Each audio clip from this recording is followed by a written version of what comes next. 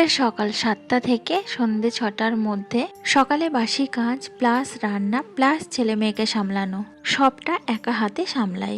শুভ সকাল বন্ধুরা, আমি টুকুন লাইফস্টাইল ব্লগে তোমাদের অনেক অনেক ভালোবাসা স্বাগত জানাই। কেমন আছো তোমরা সবাই? আশা করছি যে যেখানেই আছো সবাই খুব ভালো আছো, সুস্থ আছো। আর তোমাদের ভালোবাসা ভগবানের আশীর্বাদে আমরা কিন্তু খুবই ভালো আছি। এখন সকাল 7টা বাজে। এখন থেকেই তোমাদের সবাইকে সঙ্গে নিয়ে নতুন একটি ভিডিও শুরু করেছি। আশা করছি আজকের ভিডিওটা তোমাদের খুব ভালো লাগবে। তো রান্নাঘরটা পরিষ্কার করে নিলাম, তারপরে দেখতেই পেলে বেসিনে কতগুলো বাসনগুলো সব মেজে ধুয়ে উপর করে দিলাম বাসনের ঝুড়িতে। তারপরে চলে এলাম নিচের ঘরে এসে বিছানার চাদরটা চেঞ্জ করে নিলাম। যে চাদরটা পাতা ছিল সেটা তুলে নিলাম, তুলে একটা কাঁচা ধোয়া চাদর পেতে দিলাম। আর এই চাদরটা পাততে না আমার বেশি কষ্ট হয় না, কারণ এটা ইলাস্টিক দেওয়া চারিধারে, শুধু কণাগুলো গুজে গুজে একটু সেট করে দিলেই চাদরটা সুন্দর পাতা হয়ে যায়। আর এই চাদরটা এমনই একাই কিন্তু পাতা যায়, অন্য কারুর লাগে না। তো যাই হোক, বিছানাটা গুছিয়ে নিলাম, নিয়ে এখন আমি ব্ল্যাঙ্কেট আর বালাপোষ নিয়ে ওপরে যাচ্ছি রৌদ্রে দিতে। এখন শীতের সময় ব্ল্যাঙ্কেট বালাপোষ রৌদ্রে না দিলে না প্রচণ্ড ঠান্ডা হয়ে থাকে। তো এই যে ওপরে নিয়ে চলে এলাম। এখন এবারে এক এক করে দেখো আমি রৌদ্রে দিয়ে দিচ্ছি। তো প্রথমে এই যে ব্ল্যাঙ্কেটটা রৌদ্রে দিলাম। ব্ল্যাঙ্কেটটা হালকা মতো আছে, তো দড়িতে দিলে দড়িটা ছিঁড়বে না। আর কি বলো তো, বালাপোষটা না খুব ভারী, যদি আমি বালাপোষটা দড়িতে মেলে দিই তাহলে দড়িটা না ছিঁড়ে যাবে। তাই জন্য এই দেখো আলসিতেই আমি বালাপোষটা মেলে দিলাম। আর এই দুটো এতটাই ভারী, সিঁড়ি দিয়ে নিয়ে আসতে আমার পুরো হাঁপ লেগে গেছে, আমি কিন্তু পুরো হাঁপাচ্ছি। তো বালাপোষগুলো মেলে চলে এলাম নিচে এসে এখন নিচের ঘরটা ঝাড় দিয়ে দেবো। তো ঝাঁটাটা নিয়ে দেখো ঢুকে পড়েছি। এখন ভালো করে খাটের তলা, তারপরে আলমারির তলা সব ভালো করে ঝাড় দিয়ে নিচ্ছি। আর আমার দুষ্টু বুড়ো তো আছেই, সর্বক্ষণ কাগজপত্র কুচিয়ে ফেলছে, তারপরে নোংরা করে রাখছে। তো সব আমার কোনায় কোনায় ভালো করে ঝাড় দিতে হয়, না হলে না কাগজপত্র সব এখানে ওখানে পড়ে থাকে কুচানো। আবার কখনো কখনো ঘরের ভিতরে খেলনা ছিটিয়ে রাখে, তো সব খেলনা একটা একটা করে তুলে তারপরে ঘরটাকে ভালো করে ঝাড় দিতে হয়। আর যখন এই খেলনাগুলো ছিটিয়ে রাখে না সব তুলে তুলে ঝাড় দিতে হয়, তখন না ভীষণ বিরক্ত লাগে। একেই বেলা ছোট দিনের বেলা, আর এই সব সরি কাজ করতে গেলে কতটা সময় লেগে যায়। তো যাই হোক, দেখো ঘরটা ঝাড় দিয়ে নিয়ে বেরালাম। আর এই দেখো কত কাগজপত্র কুচিয়ে রেখেছে। তো এখন ঝাড় দিয়েছি, দুপুরের মধ্যে ঘরটা আবার নোংরা করে দেবে, কাগজপত্র কুচিয়ে খেলনা টেল্লা ছড়িয়ে। তো আবার আমাকে ঝাড় দিতে হয়। তো দিনে মনে হয় 4-5 বার আমার ঘর ঝাড় দিতে হয়।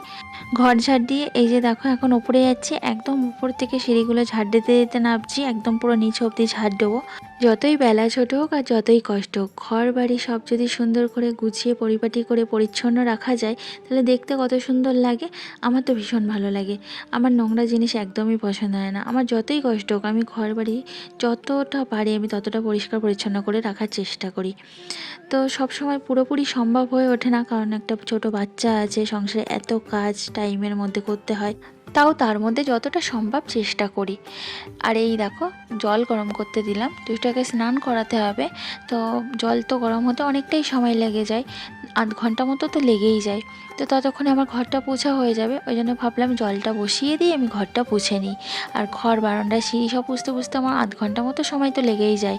তো এই যে ঘরটাকে আমি ভালো করে পুছে নিলাম। এখন আমি এই যে বাইরেটা ভালো করে পুছে নিচ্ছি। তারপরে তো এখনও সিঁড়িগুলো সব বাকি আছে, সিঁড়িগুলো সব ওপর থেকে নিচ অবধি ভালো করে পুছে নেবো। তো বাইরেটা আমার দেখো পোছা হয়ে গেছে। আর এই যে চলে এলাম ওপর থেকে, একদম সিঁড়ি পুছতে নামছি, একদম নিচ অবধি যাব, সিঁড়িগুলো পুছে নেবো। তো প্রত্যেক দিন কিন্তু এই রুটিনগুলো আমার ধরা, এই কাজগুলো সব করতে হয় প্রত্যেকটা দিন। আমার ঘর পোছা ঘর গোছানো সব কমপ্লিট হয়ে গেছে। আবার নিচের ঘরের কাজ কিন্তু কমপ্লিট হয়ে গেছে।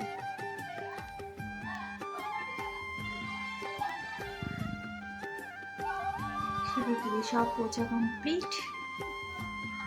এবার বাকি কাজগুলো করে নিই। নিচের ঘরের কাজ তো কমপ্লিট হলো, এবার চলে এলাম ওপরে ঘরটা ভালো করে গুছিয়ে ঝাড়টা দিয়ে নিলাম, সেটা অফ ক্যামেরাই করে নিলাম, তোমাদেরকে আর দেখানো হলো না। তারপরে এই যে ঘরটা ভালো করে পুছে নিচ্ছি। আর ওপর নিচ কাজ করা কিন্তু খুবই কষ্ট, যাদের প্রত্যেক দিন ওপর নিচ কাজ করতে হয় তারাই একমাত্র জানে ওপর নিচ কাজ করা কতটা কষ্ট। একবার ওপর থেকে করে তারপর নিচে যাও, আবার নিচ থেকে করে আবার ওপরে আসো, সারাটা দিন শুধু এই করতেই থাকি। সকালবেলা হয় চলে আসি ওপরে কাজ কিছু গুছিয়ে আবার নিচে যাই, নিচের কাজ গুছিয়ে আবার ওপরে আসি, এভাবে সারাটা দিন কেটে যায়। তো তারপরে দেখো স্নানটা সেরে নিয়েছি, জলটা গরম করতে বসিয়েছিলাম, জলটা অনেক গরম হয়ে গেছিলো। তো দুষ্টুকে কিছুটা জলে স্নান করিয়ে দিলাম, আর কিছুটা জল ছিল সেটাতে আমি একবারে স্নান করে নিয়েছি। আর জামা কাপড় কাচা তো প্রত্যেক দিন আমার আছেই, একদম রুটিনে ধরা।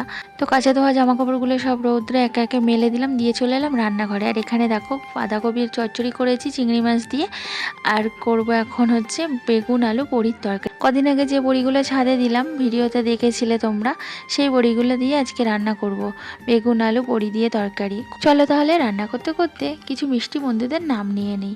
সুনন্দা ও Sukanta shorts, lifestyle with Rupali, Nivedita art basket, beauty Arifa official, Samish cookbook, Nipa Islam blog, তারপর শারমিন লাইফস্টাইল, লক্ষ্মী অফিসিয়াল, তুজোস mom's kitchen, Rabik Rini, Halima kitchen and blog, Umesh family blog and cooking, Sumi Mondal, Soma Bose, Swapna Debnath, SM simple housewife, Sara জাহান্নির গল্প, lifestyle with Rupali, Rituparna Nag, Rina Chowdhury, Bichitra, dream blogger Sanchita, Tumpa's lifestyle with blog, AP daily blog, মাম্পির খুঁটিনাটি। তোমাদের সবাইকে অনেক ধন্যবাদ, অনেক অনেক ভালোবাসা রোজ রোজ আমার পাশে থেকে সুন্দর সুন্দর কমেন্টস করার জন্য। রান্না বান্না সেরে দেখো কি নিয়ে চলে এসেছি। নারকেল তেল আছে, এখানে জবা ফুল আছে, কালো জিরে আছে, মেথি আছে, পেঁয়াজ আছে, আর তেজপাতা আছে। তো এগুলো সব নিয়ে এখন বসে পড়েছি আমার এত সুন্দর চুলে যে তেল আমি ইউজ করি সেই তেল বানানোর জন্য। তো দেখো নারকেল তেলটা কিন্তু আমি পাত্রে ঢেলে নিয়েছি। আর দেখো আমি কিন্তু ইন্ডাকশানে বসিয়ে দিয়েছি, আর ইন্ডাকশানটা কিন্তু একদম লো ফ্লেমে দেবো, একদম আস্তে। তারপরে আমি একে একে সব উপকরণগুলো দেখো তেলটার মধ্যে দিয়ে দিচ্ছি। আর এই শীতকালে তো চুল খুবই ওঠে, যবে থেকে এই তেল আমি ইউজ করছি তবে থেকে না আমার চুল ওঠা বন্ধ হয়ে গেছে। খুব উপকারী এই তেল, তোমরাও চাইলে এই তেল ইউজ করে দেখতে পারো।